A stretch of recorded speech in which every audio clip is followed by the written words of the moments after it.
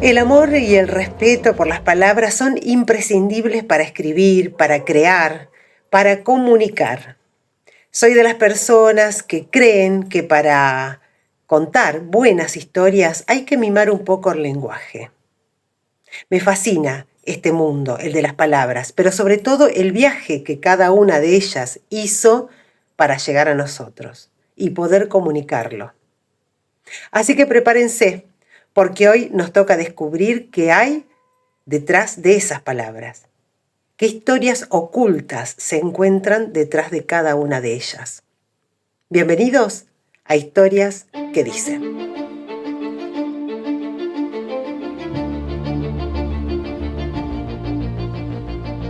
Hola, hola, ¿cómo están? ¿Cómo andan? Bienvenidos una vez más a Historias que Dicen. Soy Miriam Castro, Michu, y los invito a este nuevo capítulo para que me acompañen a recorrer la historia detrás de las palabras. Vamos a empezar, hoy elegí una palabra muy particular y una especie de homenaje también. Vamos a empezar por una palabra que seguramente, como me pasó a mí, no sabemos bien de dónde viene, cómo se originó, cuál es el significado, el origen. Estoy hablando de pogo. El pogo, que es un tipo de baile caracterizado por saltos, que su nombre parece proceder del juguete llamado palo saltarín. También es conocido como mosh. Tenía su origen en un palo inventado muchas décadas atrás. El origen de este palo se remonta a 1891, cuando George Harrington, de Wichita, Kansas, patentó un zanco que contaba con un resorte para cada pie, para saltar distancias y alturas. Este fue el antecedente del palo de pogo, también conocido como pogo saltarín. El pogo saltarín o palo saltarín es un dispositivo para saltar de pie con ayuda de un resorte. Seguramente lo han visto. Fue inventado por los alemanes Max Pohlig y Ernst Goldschall, que lo registraron en Hannover en marzo de 1920 como un dispositivo al que llamaron zancos de salto de resorte.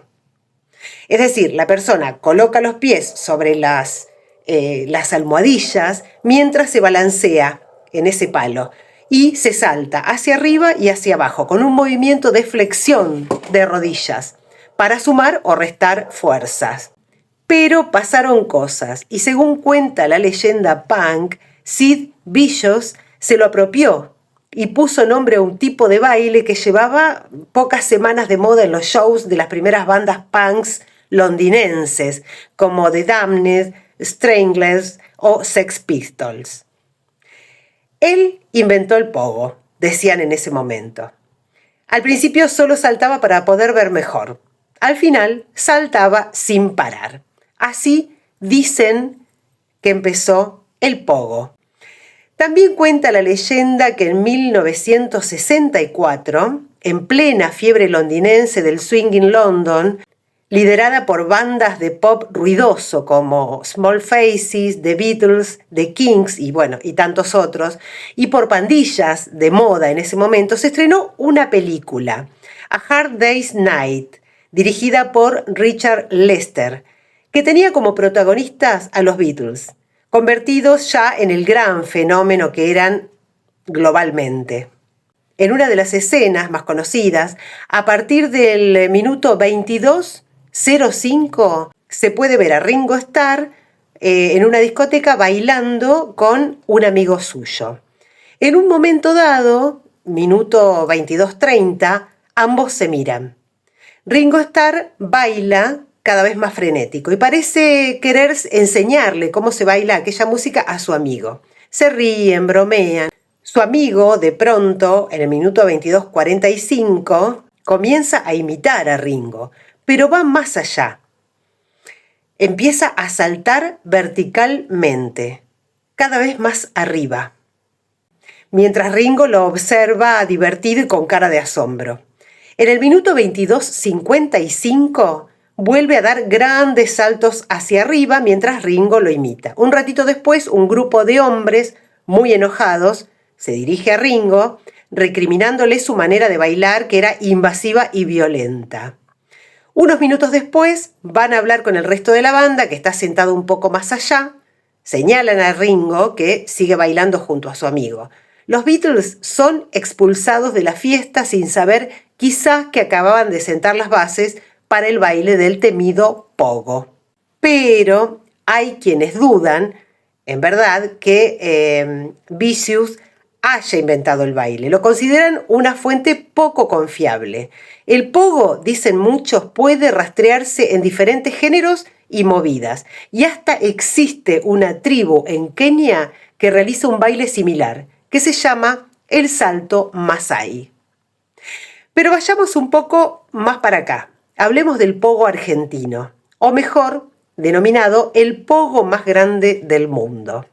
La historia comienza con Jijiji, uno de los temas más populares de Patricio Rey y sus Redonditos de Ricota, incluido en el disco Octubre, que fue publicado en 1986. Con el paso de los años, la canción se convirtió en el momento más esperado de cada recital. Cuando llega su tramo final, miles de fanáticos comienzan a saltar al mismo tiempo, generando una escena única que terminó convirtiéndose en una marca registrada del universo ricotero. Distintos periodistas especializados y documentales sobre la historia de la banda coinciden en que este fenómeno excede lo musical. Patricio Rey y sus Redonditos de Ricota, o Los Redondos, surgidos como una banda de chicos que se juntaban con ansias de artes, de excesos y deseos de experimentar, explotando la contracultura en La Plata.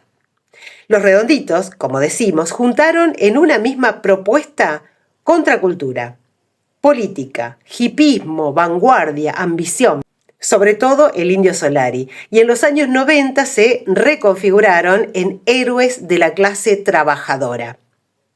O mejor, héroes de los expulsados del régimen menemista. Si se tiene en cuenta que el disco debut, que fue publicado en 1985, estoy hablando de Gulp, Patricio Rey y sus Redonditos de Ricota fueron estupendos comentaristas de la democracia recuperada en 1983. No es casual que se disolvieran centímetros antes del precipicio donde se tiraron De la Rúa, Cavallo y compañía. Pasaron de A brillar mi amor, de la primavera alfonsinista, al lujo es vulgaridad de los años del menemato, para diluirse con la alianza y la desolación que deja ver la frase no da más la murga de los renegados. Los Redonditos tocaron el 4 de agosto del 2001 en el Estadio Chateau Carrera de Córdoba y anunciaron el show de fin de año en Unión de Santa Fe para el 8 de diciembre. Ese concierto nunca se hizo. La fecha programada provocó tensiones internas. Con la sabiduría con que siempre se manejaron las tensiones, el terceto, encargado de tomar decisiones, en este caso, dijo basta. Y el 2 de noviembre del año 2001, Poli Castro, Sky Bailison y el Indio Solari lanzaron el comunicado oficial que decían que paraban. Y ese impas se volvió definitivo. Y así fue que 3 años después, el Indio Solari comienza una nueva aventura con los fundamentalistas del aire acondicionado. Los conciertos realizados, el regreso a la presencialidad, luego del fantástico show virtual de Pecuen, reafirmaron la vigencia de la épica. La aparición del Indio Solari como un holograma para cantar 6 canciones le da un nuevo condimento heroico a la leyenda ricotera. Todo lo que ocurre alrededor de Solari es gesto, epopeya. Las bandas no necesitaron la presencia del líder para llevar a cabo cada uno de los rituales.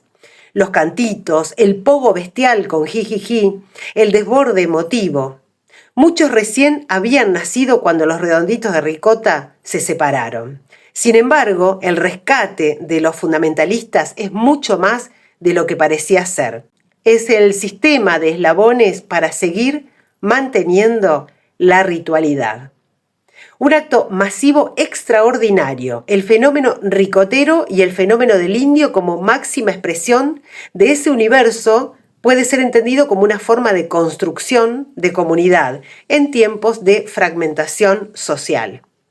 Muchos encontraron ahí amistades, parejas, redes de solidaridad e incluso sentidos de sus propias vidas.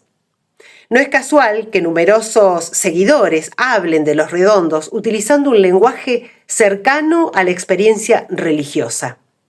Tampoco es casual que la palabra misa haya surgido espontáneamente para describir esos recitales. Justamente a pocos días del fallecimiento de Carlos el Indio Solari, quiero traerles un buenísimo relato, un gran relato de Esteban Rodríguez Alzueta, que se llama Profeta en su tierra. Así que presten atención, suban el volumen, relájense y escuchen. Escribo para sentirme menos solo, para lidiar junto a la tristeza colectiva, para conectar con las canciones que siguen ahí, acompañándome casi todos los días, mientras escribo y ensayo, mientras pensamos en voz alta en cada clase. Sus canciones siempre fueron la mejor metáfora donde recostarse y traducir lo que nos costaba expresar. Escribo y lo que sale está desordenado. Son párrafos sueltos, imágenes que van centelleando. Me siento a escuchar sus canciones y con las canciones llegan los recuerdos. Sabemos que la música es una manera de guardar el tiempo y me doy cuenta que en el cancionero del indio guardamos nuestra vida y la vida con los amigos, las peñas y fiestas en los centros de estudiantes, las cervezas en el Boulevard del Sol, las discusiones en la grieta. Los sentimientos se ponen a hacer pogo, se pelean por hacerse un lugar. Estamos arremolinados.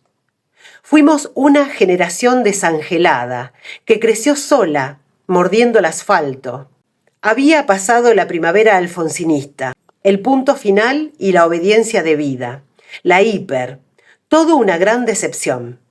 Estábamos atravesando la década menemista en una orfandad casi absoluta. Y nos aferramos a sus canciones para sabernos a flote. Crecimos sintiéndonos acompañados por una banda que trotaba por el país. Y en ese trote nos fuimos reinventando también. Los Redondos le pusieron música al desencanto, otra partitura, otro temperamento y su alegría cruel. Patricio Rey fue una banda que creció dándole la espalda a la industria cultural. Una banda que no tuvo que apelar al escándalo televisivo para promocionarse y legitimarse. La TV siempre les quedó lejos, nunca estuvo en sus planes. En un mundo lleno de plumaje, ellos cultivaron el bajo perfil. Entre un disco y otro, entre recital y recital, la banda se encerraba. Había que dirigir todo lo que suscitaban. Ni ellos podían comprender lo que generaban. No es fácil escuchar a tanta gente arremolinada. Fueron los testigos privilegiados que siguieron con mucha perplejidad lo que rodaba con Los Redondos. No hicieron de la soledad una pose, sino un laboratorio. Pero bastaba que circulara un rumor para sorprendernos otra vez en la ruta rumbo a la misa ricotera. No era precisamente un salto en el vacío, sino la manera de bajar a un pozo lleno de estrellas. En su música hay una estética, pero también una ética. Y la vinculación entre ambas esferas fue correspondida con la lealtad de sus seguidores. Con el indio, el rock se masificó. Dejó de ser un fenómeno de clase media para popularizarse. Como cantaba Moyo, nace un hijo negro, cachetazo al rock. Con Los Redondos, el rock se volvió popular y un fenómeno de masas, otra religión. Los Redondos aportaron, muy a pesar suyo, un canon donde aferrarse, en el que creer. Cuando la política está en otro planeta, Cuando las iglesias estaban mirando otra película, las canciones del indio hicieron de este mundo, al menos para muchos de nosotros, un lugar para sentirse menos solo, más acompañado. Cualquiera que haya asistido a sus recitales sabe de los rituales que sellaron su identidad. Cada recital era un ritual hecho con muchos rituales, porque los recitales no empezaban con la primera canción y tampoco terminaban con jijiji. Con el indio, el rock se confundía con la vida cotidiana. Le ponía una música de fondo al derrotero de cada uno de sus seguidores. Siempre tuvimos una frase para contar lo que no terminábamos de entender, pero necesitábamos expresar. Con sus canciones, imaginábamos una respuesta que nos ayudara a seguir adelante. Todos tenemos una frase en la cabeza para lidiar con nuestros contratiempos y la resaca. Y esa frase va cambiando, se estira con otra frase. Crecimos con esas canciones, por eso las canciones que escuchamos van cambiando con nosotros, adquieren otras interpretaciones, se vuelven más complejas o más sencillas, menos rebuscadas o más enigmáticas. El indio habló siempre en un idioma generoso. Tuvo la capacidad de construir escenas que podían ser habladas en historias de vidas muy distintas. Su cancionero apelaba a nuestra imaginación para completarse, proyectarse. Se suele decir que nadie es profeta en su tierra. Sin embargo, esta máxima no puede ser aplicada al indio, alguien que se transformó en una referencia para distintas generaciones, de distintas clases, para tantos pibes y pibas de Ushuaia a La Quiaca. Hoy, 25 años después, volvemos a pasar por el mismo surco, pero sentimos que nos resguardan las mismas canciones, porque la desolación está otra vez entre nosotros. No hay dirigentes a la altura de la circunstancia. Y tramitamos el mileísmo aferrados a los estribillos ricoteros. La muerte del indio nos picó el boleto. Es la expresión de muchos declives que estamos viviendo en vivo y en directo. Sin embargo, seguirá siendo un ángel para nuestra soledad. Profeta en su tierra. Publicada en El cohete a la luna el 7 de junio de 2026. 2 días después de la muerte de Carlos el Indio Solari. Escrita por el docente e investigador de la Universidad Nacional de Quilmes, miembro del colectivo de investigación y acción jurídica, autor de Temor y Control y la máquina de la inseguridad. Estoy hablando de Esteban Rodríguez Alzueta. Pero además les quiero dejar un microcuento de mi autoría. La voz que dobló la esquina. Lo encontré una tarde cualquiera, sentado en un banco de plaza, como si hubiera bajado de una canción y estuviera esperando a que alguien lo encontrara. No llevaba escenario, ni luces, ni esa multitud incansable que durante años lo había seguido. Solo una gorra, una mirada cansada, apenas cubierta por sus anteojos de sol, y el silencio de quien ya había dicho demasiado. Me senté a su lado. Hablamos de cosas insignificantes, del frío, de los árboles, de cómo algunas calles parecen más largas cuando uno vuelve después de mucho tiempo. Nunca mencioné su nombre. Él tampoco. Se levantó y caminó. Lo seguí con la mirada, hasta la esquina, y me levanté para seguirlo. Cuando llegué, no había nadie. Solo una melodía que alguien silbaba a lo lejos. Desde entonces, no estoy segura de haberlo encontrado. Pero cada vez que una canción suya vuelve a sonar, siento que aquella conversación todavía continúa. Espero que les haya gustado este episodio donde repasamos el origen, pero también el uso a lo largo del tiempo de la palabra pogo Y por eso terminamos hablando del fenómeno masivo de lo que desde siempre significó el público ricotero a propósito del reciente fallecimiento de Carlos el Indio Solari. Y para eso les quise traer dos relatos cortos. Uno del docente e investigador Esteban Rodríguez Alzueta, que tiene sus columnas en El cohete a la luna, y otro mío. Una forma de hacer un homenaje a nuestra música, a la música que significó tanto para muchos de nosotros.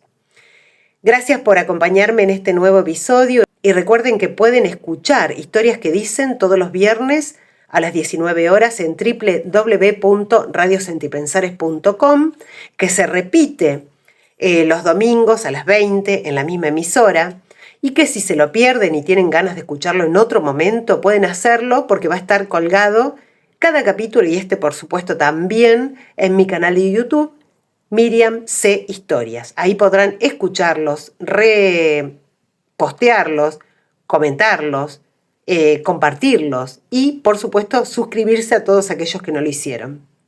Gracias, mil gracias por acompañarme siempre en esta comunidad de Historias que Dicen, que es cada vez más grande. Gracias.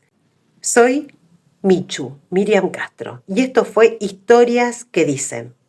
Hasta la próxima.